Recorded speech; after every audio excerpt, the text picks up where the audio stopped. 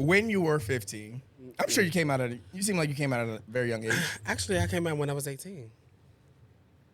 How long did you know you were gay for? Shit, when I was 3. What? Say no.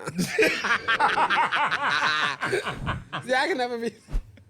No, okay, probably when I was, let's say, 9. When you realized you were.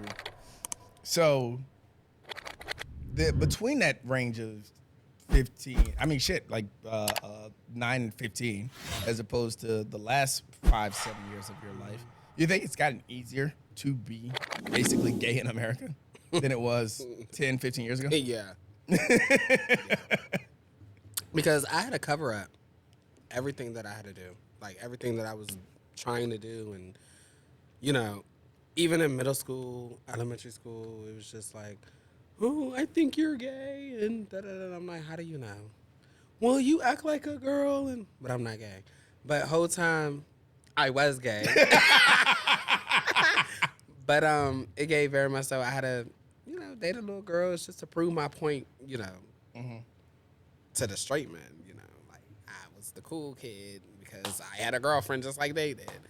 So now I feel as though it's accepted, but it's really not, especially in this area that we live in. I honestly think DC, they accept it because they see it every day. It's a city life. Here in Woodbridge, everything that you do is gay.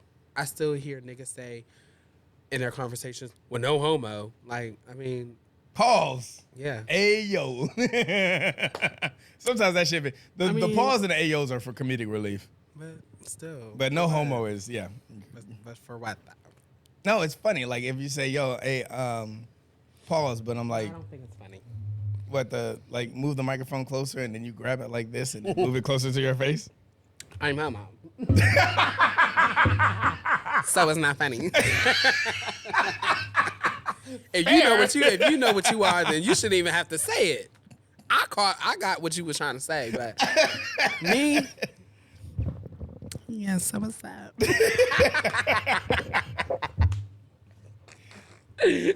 But no, seriously, like. No, I understand. Like the overkill of no homos and stuff. Yeah.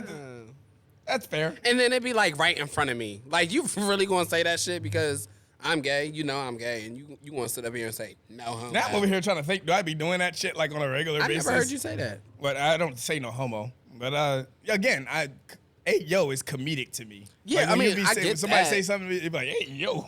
I get that, but that's like, come on, no homo.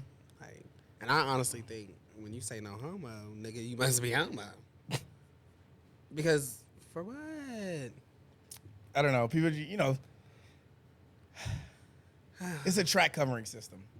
Like you're just trying to cover your tracks. That's all. You're just trying to be like, hey, what I just did, the action. Covering that your tracks partaked are really exposing yourself. Are they? Nah, not if you're good at covering your tracks. Then you'll never be found out. That's the whole point of covering your tracks. But you said no homo. So you did some homo. So now you're saying no homo. Yes, to cover up that I just did some gay shit. I don't know. I don't say no homo anymore. So I mean, I'm sure like there was a phase that I said it in high school because it was Lil the thing Wayne you said. it. Yeah. Lil Wayne. But that was after Wayne said the gayest shit ever. Like I bet you if you go on Instagram right now and ask Lil Wayne, does he remember him saying that? Because he just said he doesn't remember half the shit that he, wrote. Yeah, he does say that. But that's what Lena do. Ooh, yikes. In a few years, that's what a lot of coke would do to half of these. Anyways, next topic. No, that's really what it was the fact that, like, does it get easier for you? Because I always make the argument that life has gotten easier for black people. And black people, shout out J Pat, black people will argue with me that it has not. That life has not gotten easier for black people. Life is what you make it. I agree.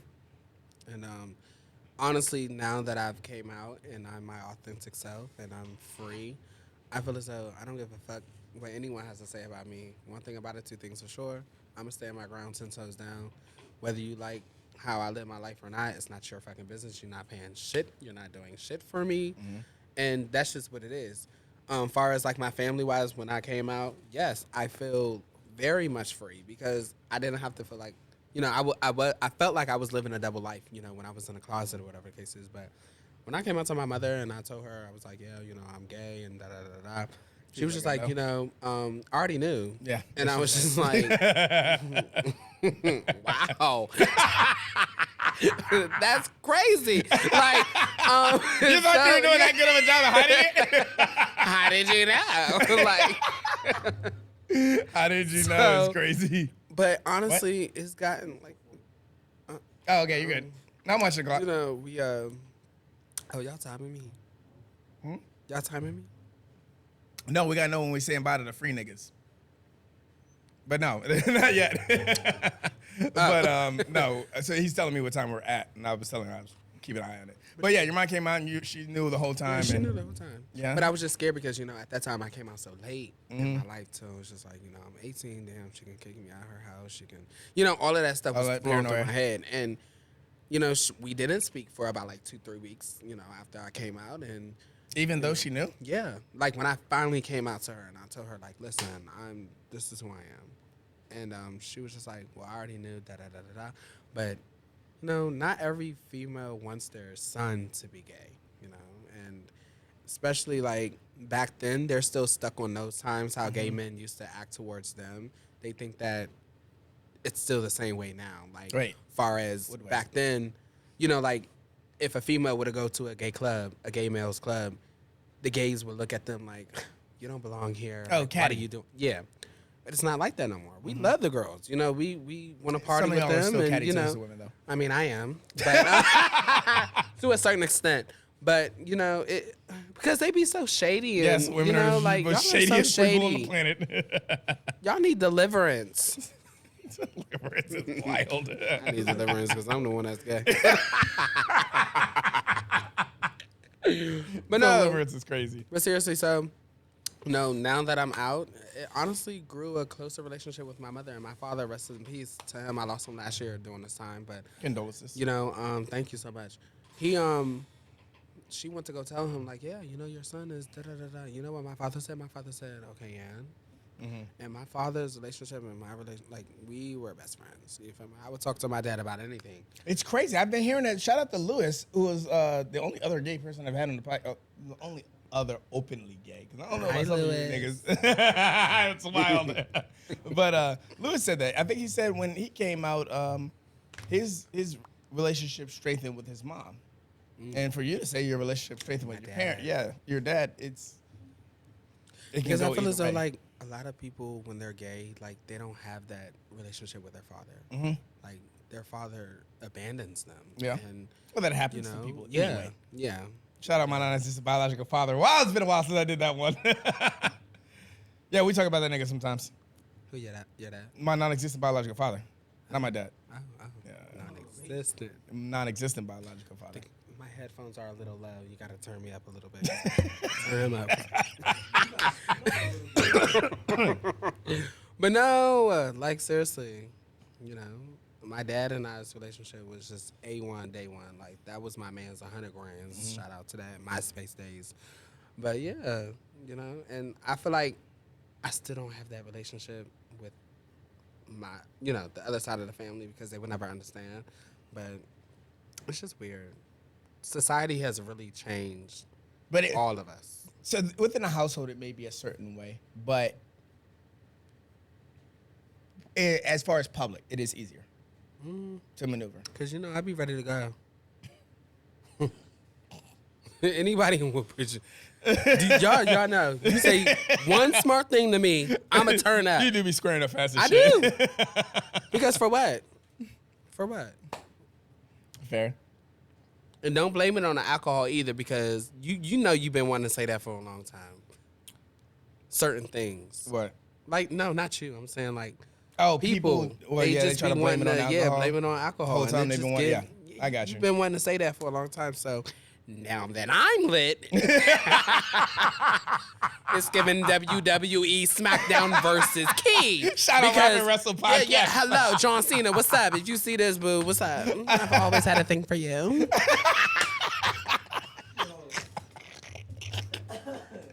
That's wild. No, but seriously, like, I hate it.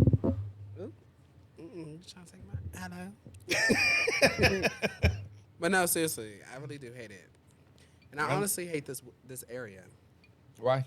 because everyone is so weird. Why is that? In this area? Because people that grow the same stay the same in this area. That's why And the none of no, go ahead, get your smoke out. none of them are making it. I agree, but this area is full of people who have made it. You have to think about it. A lot of people that get paid a lot of money they work in DC. They just live here. That's why the cost of living around here is so high. I get that. But their attitude. No. But you're not talking about the people that you run into in the club. I'm talking about people you run into in Target or like Stonebridge walking around the strip. Absolutely. Yeah. Look at where I. But yeah, no, like the people that are you'll run into, you'll bump into, they're fine. They're just people that's like, hey, I'm just here because I got enough money, I got my single family home, I'm just chilling. But the people that we run into at the bar and clubs, of course, they're gonna be different because most of them don't have their own single family home or type shit. So yeah, no, it's the spaces that there's other space, there's other places that you can go. The bar at Brittany's is going to be different than the table at Firebirds, or the seating area at Firebirds. Yeah, that's dope. All these people have the same zip code in their address, They do. but they live two completely different lives. They carry themselves two completely different ways. No disrespect to Brittany's, but no disrespect to Brittany's, because I be there on Wednesdays and they do karaoke and whatnot, and I be feeling like Beyonce. If you ever said I've been drinking. But it's two different crowds. And it's not just two different crowds at Woodbridge, but it's so many different cultural energies that come out of this city. So, yeah, the people that you run into and the places that you run into, yeah, you're going to deal with certain type of fuckboyism. I don't mean fuckboy as like you're a fuckboy. I mean fuckboy as like you're below me. Except Steven, you're my guy. Hi, Steven. That's wild. But I mean, like the fuck ass attitudes. Yeah. As opposed to the people that are just like, hey, I just came to pick up my groceries and shit. Them people don't even like to leave their house. I know my mother fucking orders Walmart now. She don't be like, I'm not even going. Instacart like shit. Yeah, I don't even grocery shop Shout out no to more. Instacart. Just next time, bitch, don't leave my shit outside. Y'all know I live in the hood. Fuck no. Them people be leaving my shit outside. That's wild.